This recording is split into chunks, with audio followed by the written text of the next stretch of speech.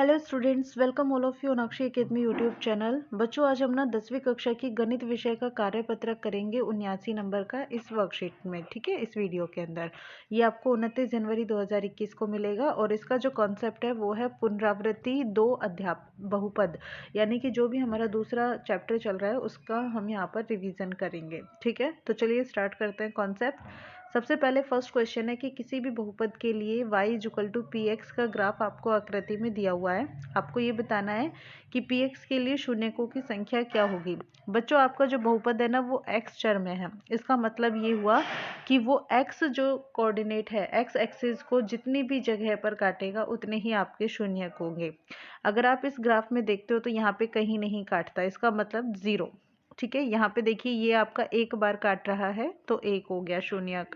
यहाँ पे आप देखेंगे तो ये आपका 3 जगह पे काटता है तो ये हो गया 3 शून्यक। यहाँ पे आप देख रहे हैं एक्स एक्स एक जगह यहाँ पे और एक यहाँ पे, यानी कि 2 हो जाते हैं। यहाँ पे 1 2 3 और ये 4 हो गए हैं। और उसके बाद 1 2 और ये 3 3 यहाँ पे शून्यक हो जाते हैं। ठीक है, चलिए देखते हैं दूसरा प्रश्न। इसमें कहा है कि यदि अल्फा और beta x square plus 5x plus 8 के शून्यक है तो अल्फा और प्लस बीटा का मान क्या होगा। बच्चों, आप जानते हैं कि अल्फा प्लस बीटा जो होता है वो हमारे पास क्या होता है, माइनस बी बटा ए के बराबर होता है ना। तो हम यहाँ पे देखते हैं कि जो भी समीकरण है इसमें ए बी और सी इनके नाम मान जो है वो क्या क्या है। तो x square plus 5x plus 8, आप यहाँ पर देखेंगे a का मान तो आपके पास 1 है और b का मान यानी कि जो x का गुणांक है वो क्या है, 5 है। तो आपके पास अल्फा प्लस बीटा कितना हो जाएगा, माइनस बी की जगह आपने लिया 5, a की जगह आपने लिया 1, यानी कि -5। ये आपका उत्तर हो गया। ठीक है, चलिए देखते हैं तीसरा प्रश्न। इसमें कहा है कि यदि px का मान ये है तो p माइनस 1 का मान क्या होगा। तो बच्चों p माइनस 1 इसका मतलब ये हुआ कि आप x की जगह -1 रखेंगे। ठीक है, और फिर उसके बाद आप कैलकुलेशन करेंगे। तो आप यहाँ पे रखेंगे -1 का वर्ग तो 1 हो जाता है, प्लस का 1, माइनस माइनस प्लस हो जाते हैं 3 प्लस 5, सबको प्लस कर दीजिए। 2 और 3 5 और 5 हो गया 10 उत्तर हो जाएगा आपका। ठीक है, चलिए देखते हैं चौथा प्रश्न। चौथा प्रश्न है हमारे पास, वह द्विघात बहुपद लिखिए जिसमें शून्यकों का योग और गुणनफल दिया हुआ है। तो बच्चों, शून्यकों का योग आपको कितना दिया हुआ है, 0, और गुणनफल आपके पास कितना है, √5। तो आप जानते हैं कि जब भी आप बहुपद ज्ञात करते हैं तो बहुपद में आपके पास समीकरण होती है x square minus alpha plus beta x, और फिर उसके बाद में क्या, उन दोनों शून्यकों का योग। आप इसमें मान रख दीजिए x square minus alpha plus beta आपके पास 0 है तो 0 गुना एक्स प्लस अल्फा बीटा का मान यानी कि गुणनफल है 5। तो बच्चा एक्स स्क्वायर 0 को एक्स से गुना किया तो 0 हो गया, तो इसका मतलब यहाँ पे 0 प्लस √5, और इसे आप हल करोगे तो 0 और √5 तो आपके पास, अगर घटाना या प्लस करना जो कुछ भी करते हो तो √5 ही आपके पास आंसर आएगा। ठीक है, ये आपका आंसर हो जाता है। चलिए देखते हैं पांचवा प्रश्न। इसमें कहा है कि यदि अल्फा और बीटा द्विघात बहुपद जो है इसके दो मूल हैं, x square minus x minus 4, इसके आपको मूल दिए हुए हैं। तो आपको 1/अल्फा प्लस 1/बीटा माइनस अल्फा बीटा का मान ज्ञात करना है। बच्चों, जब आप इसको हल करोगे ना तो यहाँ पे आप देखोगे अल्फा बीटा कॉमन आ रहा है। ठीक है, तो बीटा 1 से गुना हो जाएगा, फिर अल्फा इससे गुना हो जाएगा, माइनस अल्फा बीटा। तो कुल मिलाकर हमें एक तो शून्यकों का योग चाहिए यानी कि अल्फा प्लस बीटा चाहिए, और एक हमें चाहिए alpha beta. Alpha plus beta जो होता है वो -b/a होता है। तो यहाँ पे अगर हम देखेंगे b जो है x का गुणांक -1 है, और बटे में a कितना है, 1, तो माइनस माइनस हो गया प्लस, और 1 से भाग दोगे तो 1 ही आएगा। और अल्फा बीटा ज्ञात करोगे तो c/a होता है। c का मान है -4, a का मान है 1, यानी कि -4।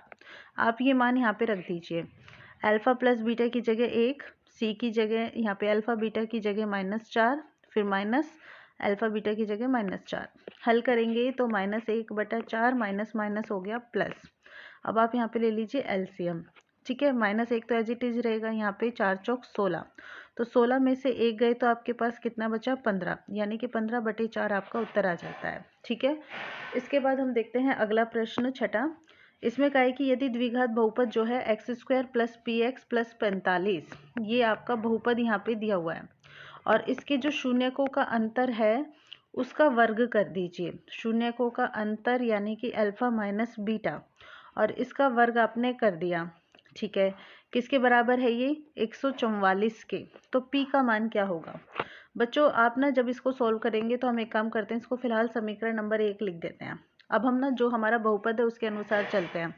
अगर बहुपद जो है इसके शून्यक हमने अल्फा और बीटा लिया है, ठीक है, तो यहाँ से अल्फा प्लस बीटा हमारे पास कितना होगा? माइनस बी बटा ए। ओके, तो माइनस बी का मान हमारे पास कितना हो गया? p, और a का मान 1, यानी कि माइनस p हो गया।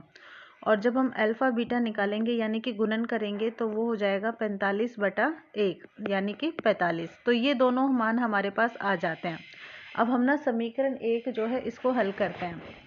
तो समीकरण 1 में हमारे पास क्या है? यहाँ पे अल्फा माइनस बीटा और इसका वर्ग करना है। तो बच्चों यहाँ पे आप एक सूत्र होता है उसका यूज़ कर सकते हो। देखो वो सूत्र क्या होता है, मैं अभी आपको लिखती हूँ, आप देख के मुझे बताना कि क्या आपको पता है इसके बारे में, और अगर नहीं पता तो आज पता कर लेना।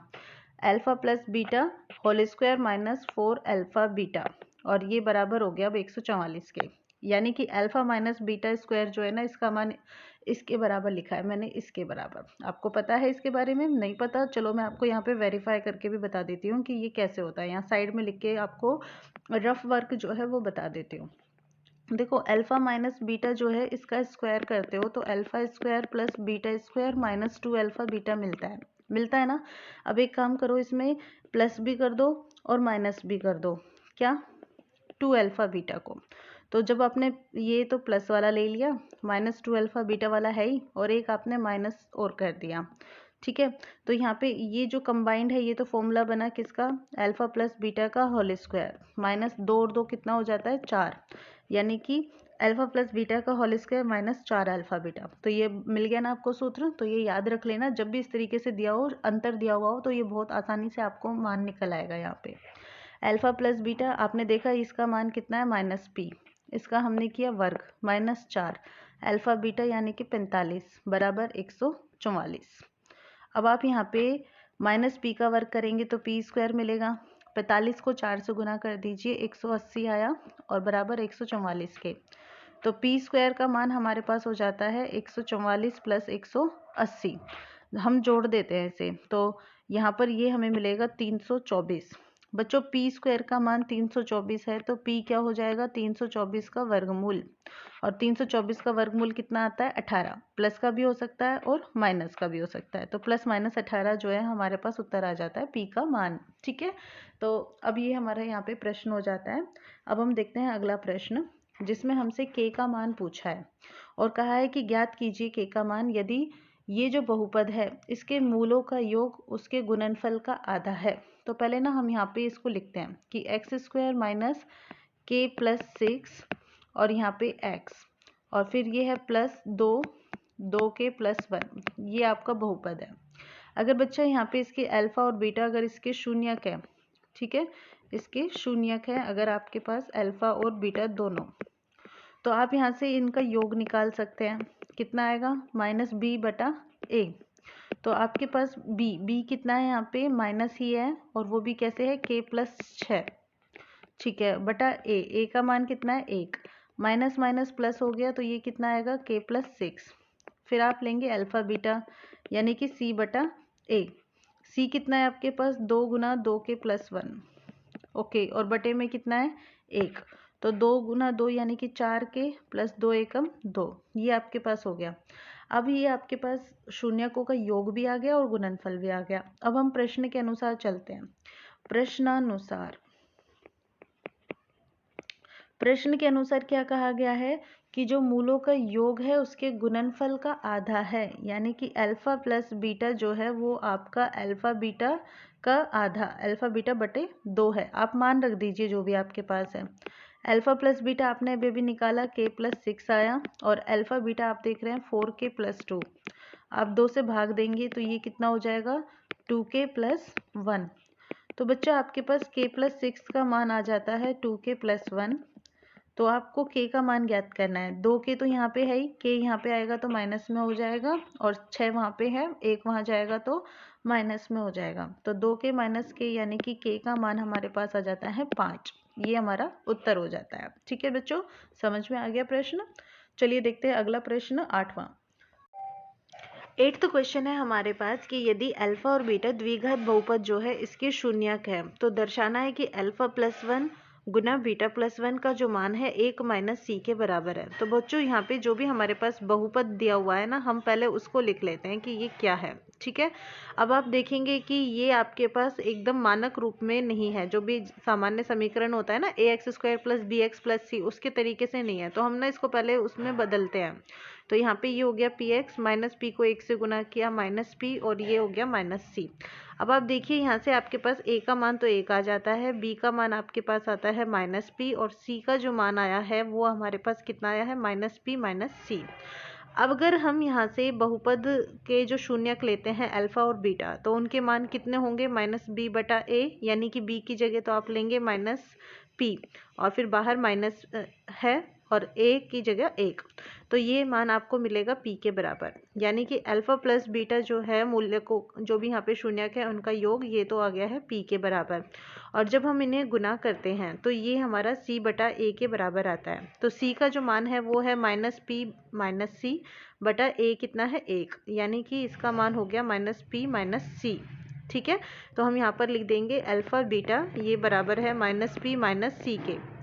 अब बच्चों जो कॉन्सेप्ट है हम उसको देखते हैं। इसमें हमें जो सिद्ध करना है उसको लेकर चलते हैं हम यहाँ पे। तो इसकी LHS साइड ले लेते हैं, जिसमें हमें अल्फा प्लस 1 को बीटा प्लस 1 से गुना करना है। ठीक है, तो आपने अल्फा को गुना करना है पहले बीटा प्लस 1 से, उसके बाद आप 1 को गुना करेंगे बीटा प्लस 1 से। हल करते हैं इसको, अल्फा बीटा प्लस अल्फा गुना 1 हो गया अल्फा, प्लस बीटा गुना 1 हो गया बीटा, और फिर 1। आप यहाँ पे मान रख दीजिए जो भी आपके पास है। अल्फा बीटा जो आपने यहाँ पे गुणन किया वो तो माइनस पी माइनस सी के बराबर है। फिर अल्फा प्लस बीटा ये आपका किसके बराबर आया, पी के, और प्लस 1, पी से पी कट गया, कितना मिला आपको 1 माइनस सी, और यही हमारा RHS है तो HP। ये आपका क्वेश्चन यहाँ पे सॉल्व हो गया। ठीक है, चलिए देखते हैं नवा प्रश्न। इसमें हमें द्विघात बहुपद के मूल ज्ञात करने और संबंधों की भी जांच करनी है गुणांकों वाले की। तो हम पहला पार्ट यहाँ पे लेते हैं, t² माइनस 15 है यहाँ पे। तो बच्चों आप देखो यहाँ पे अगर हम इसको ax² plus B X plus C के रूप में लिखते हैं तो यहाँ पे तो 0 है, मतलब t का कोई गुणांक है ही नहीं, और ये 15 बराबर है 0 के। ठीक है, तो यहाँ से आपके पास a का मान कितना आया 1, b का मान आपको मिला 0, और c का मान कितना मिला माइनस 15। ठीक है, अगर अब यहाँ पे शून्यकों का योग करते हैं तो वो माइनस बी बटा ए मिलेगा। माइनस बी का मान 0 है बटा 1, यानी कि 0 मिला।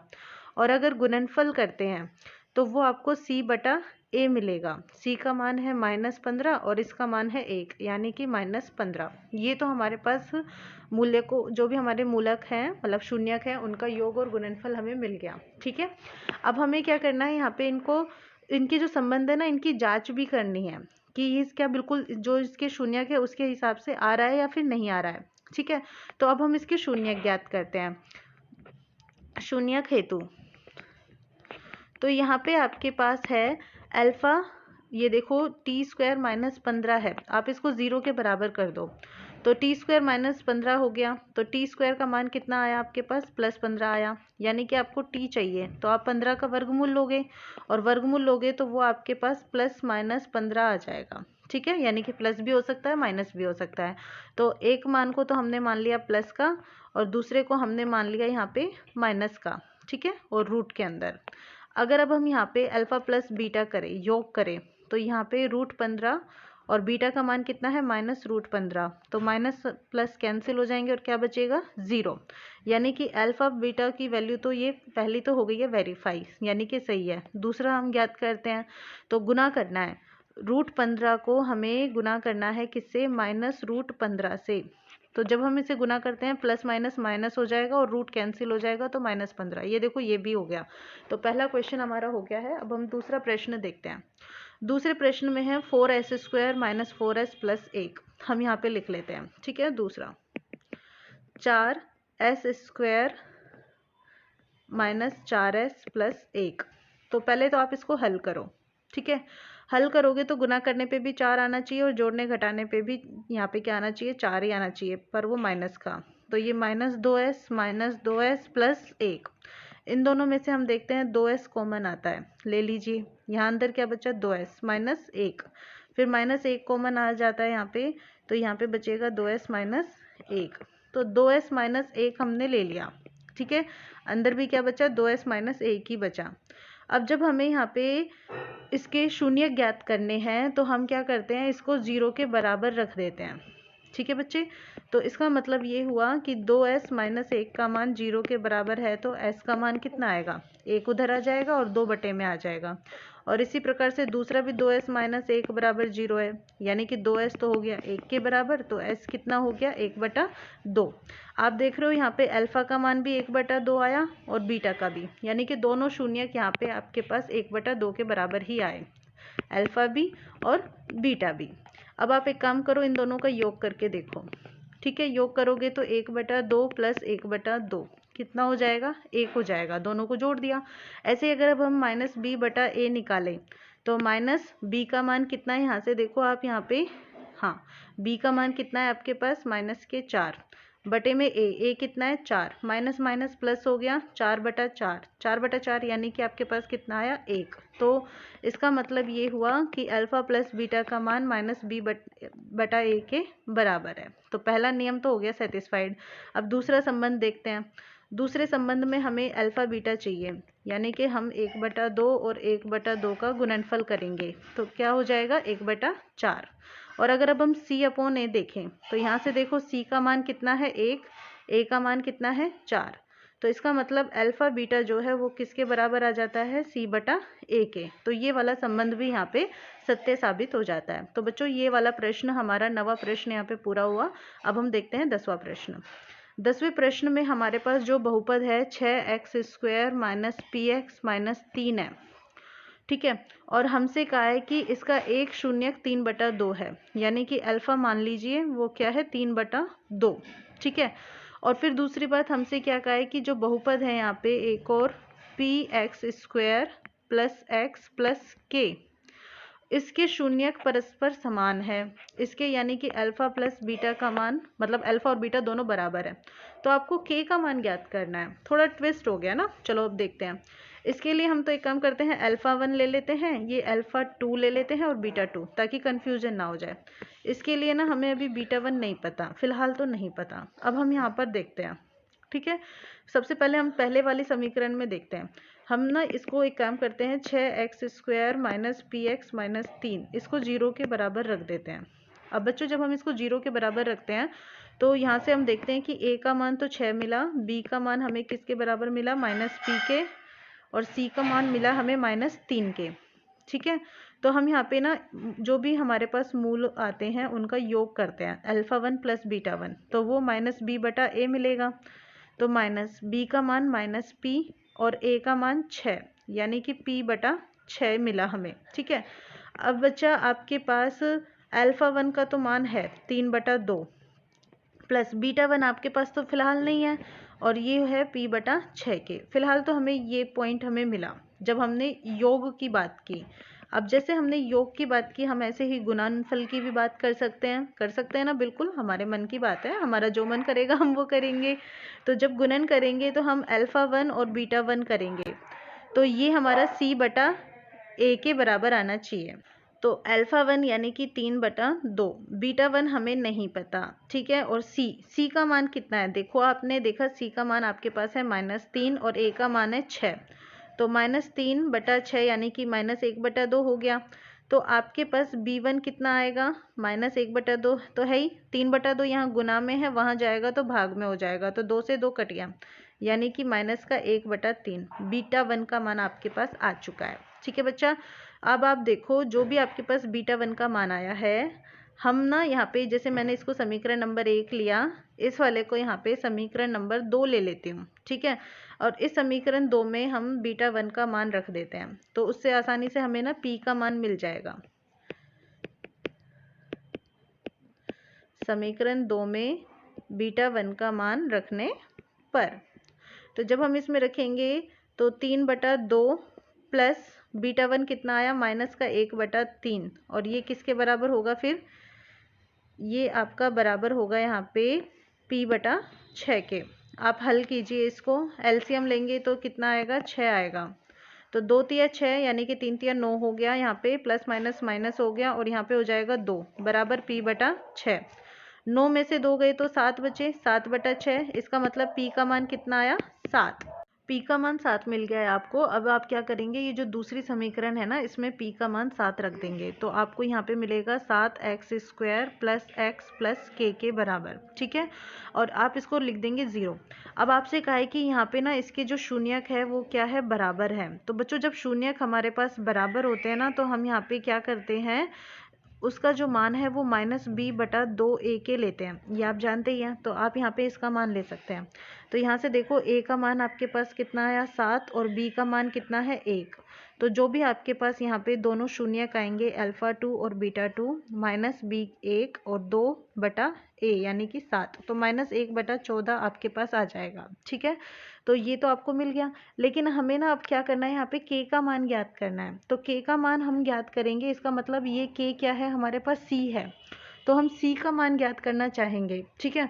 तो बच्चों अपना एक काम कीजिए, दोनों जो शून्यक है ना उनका गुणनफल कर लीजिए, α2 और β2 का।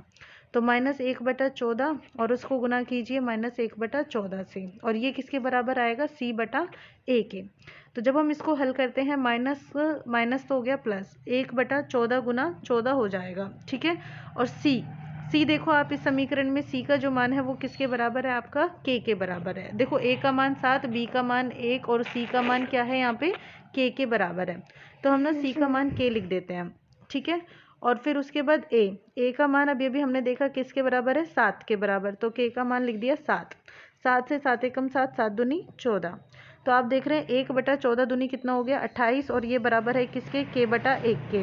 तो इसका मतलब ये हुआ कि जो k है इसका मान हमारे पास कितना आएगा, यहाँ पे 1 बटा 28। तो हमारा उत्तर आ जाएगा, ठीक है, k का मान 1 बटा 28। चलो रख के देख लो।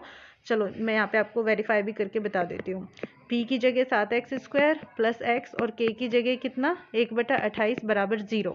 यही है ना आपके पास, 7x² plus x plus k बराबर 0, ठीक है। x का मान कितना आएगा, -b बटा 2a, ठीक है। माइनस कितना है आप देखो यहाँ पे, पर आपको इससे तो ये वेरीफाई हो नहीं पाएगा। तो एक काम करते हैं, हम इसको नहीं लेते हैं, हम यहाँ से ना प्रॉपर इसके ना गुणनखंड निकालने की कोशिश करते हैं। तो गुना करने पे यहाँ पे आप देख रहे हो धराचार्य सूत्र हम ले सकते हैं, x बराबर -b, 1 है, प्लस b², तो 1 का स्क्वायर 1 हो जाएगा, -4 गुना a गुना c, और बटे में कितना, 2a। सोल्व करो, -1 प्लस माइनस, ये देखिए 1 माइनस 4 7 28, 28 से 28 कट गया, 1 माइनस 1, 7 दूनी 14, 1 में से 1 गया 0, यानी कि -1 बटा 14, ये हमारा उत्तर आ जाता है, 2 मान आ जाते हैं, ठीक है बच्चों। तो यहाँ पे ये वेरीफाई भी हो गया, और यहाँ पे इसी तरीके से हमारी वर्कशीट जो है वो कंप्लीट होती है। आई होप आपको क्लियर हो गई होगी। अगर आपको समझ आ गई हो, अच्छे से अच्छी लगी हो, तो इसे लाइक कमेंट कर देना और चैनल को सब्सक्राइब भी कर देना। Thank you so much for watching my channel.